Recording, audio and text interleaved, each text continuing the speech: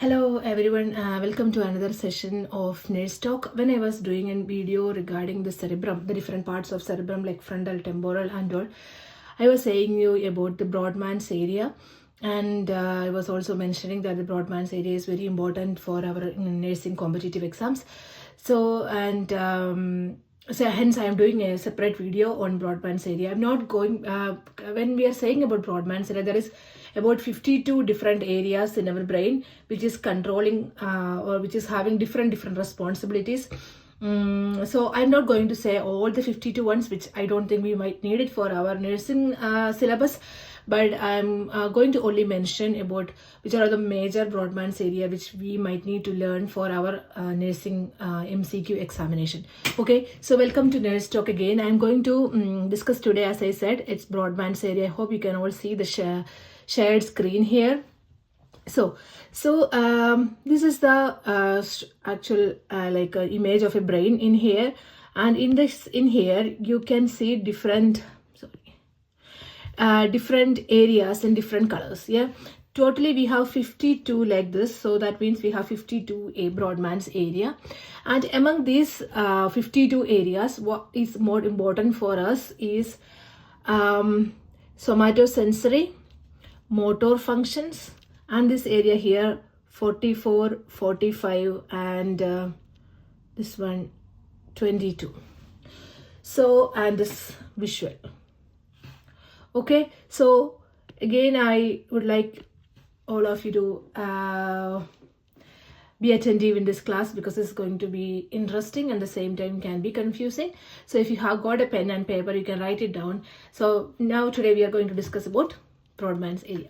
So you can see the 52 differentiations in the brain in here. It can be given in the different colors. Among that, this is the frontal region.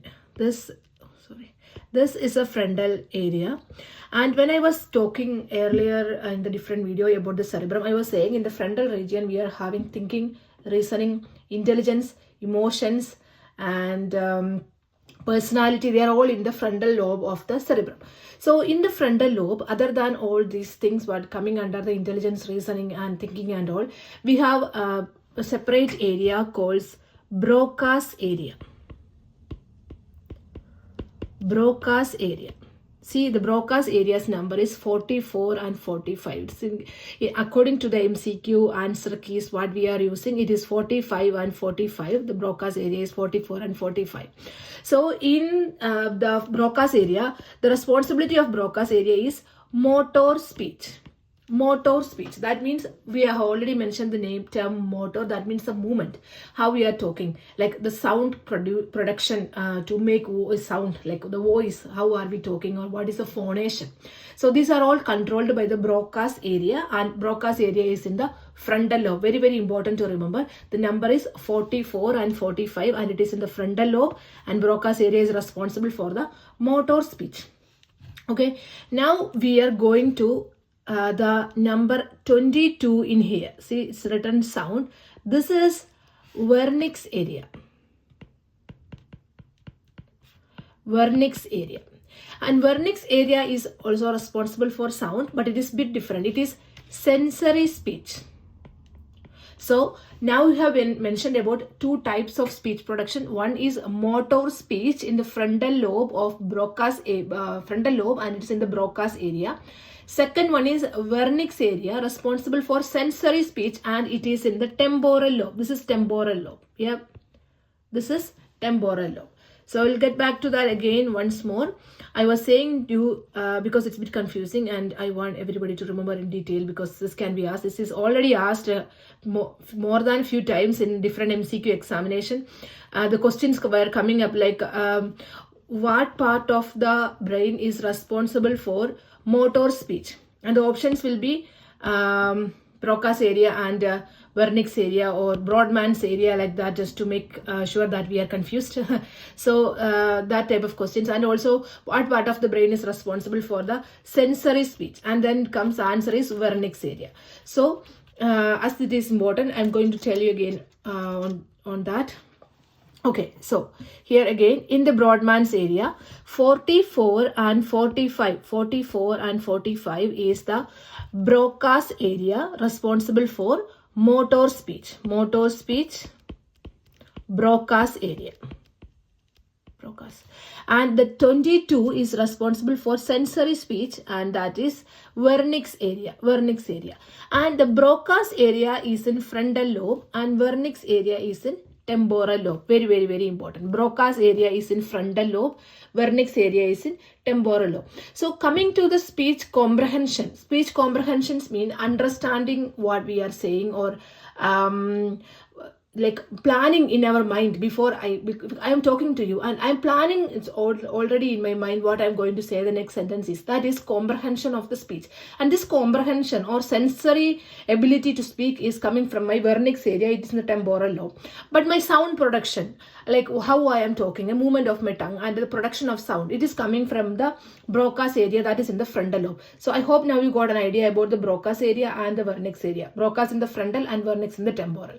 So other than the Broca's and Wernicke's area, and remember the numbers also. For the Broca's area it is 44, 45.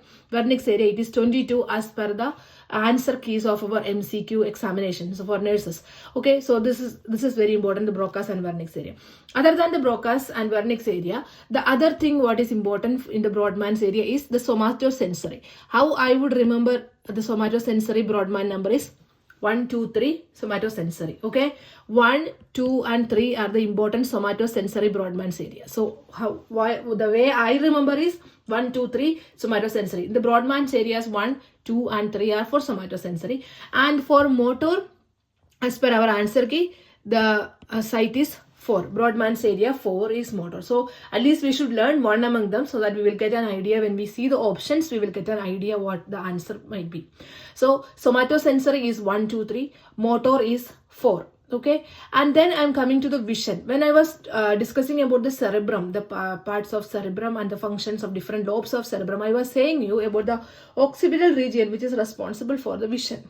Yeah, occipital region for means optic. So coming to the Broadman area of vision, it is number 70 according to the answer key of our nursing MCQ.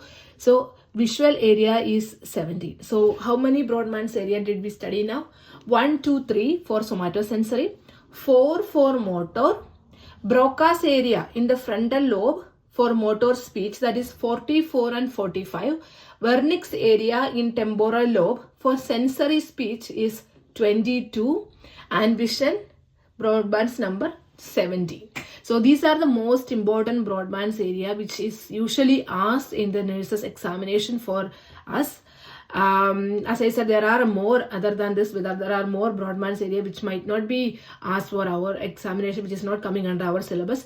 For us, these are the main ones, and especially the Broca's area in the frontal lobe and Wernicke's area in temporal lobe, motor and sensory speeches. They have asked multiple times in different examinations, like the central government and state government examinations, in different ways, like what is a Broadman's number for Broca's area, or which is the area for motor speech, or which is the area for sensory speech. All these questions were asked in different ways in state and central government examinations for nursing. Okay, thank you very much for watching my video, and keep watching, and thanks for supporting me, and bye bye from Surya. Thank you.